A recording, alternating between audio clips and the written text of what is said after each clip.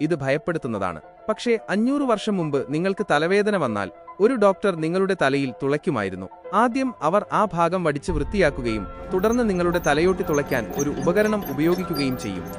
ഇങ്ങനെ ചെയ്യുന്നതിലൂടെ ദുരാത്മാക്കൾ ദ്വാരത്തിലൂടെ രക്ഷപ്പെടുമെന്ന് പല ഡോക്ടർമാരും വിശ്വസിച്ചു. യഥാർത്ഥത്തിൽ ഈ നടപടിക്രമത്തിന് വളരെ കുറഞ്ഞ വിജയശതമാനമേ ഉണ്ടായിരുന്നുള്ളൂ.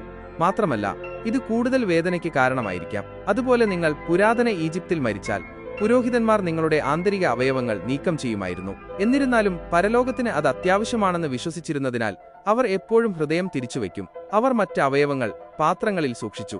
തുടർന്ന് നിങ്ങളുടെ ശരീരം 40 ദിവസം ഉപ്പുകൊണ്ട് മൂടി.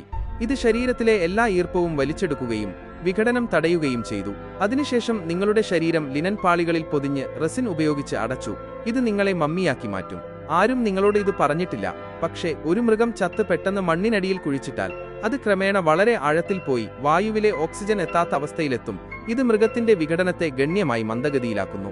കൂടാതെ വളരെക്കാലം കഴിയുമ്പോൾ ധാതുക്കൾ മൃഗത്തിന്റെ ശരീരത്തിൽ തുളച്ചുകയറുകയും ക്രമേണ അതിന്റെ ജൈവവസ്തുക്കളെ കോശം കോശമായി മാറ്റിസ്ഥാപിക്കുകയും ചെയ്യുന്നു. ഈ പ്രക്രിയ സാവധാനം അതിനെ ഒരു ഫോസിലാക്കി മാറ്റുന്നു.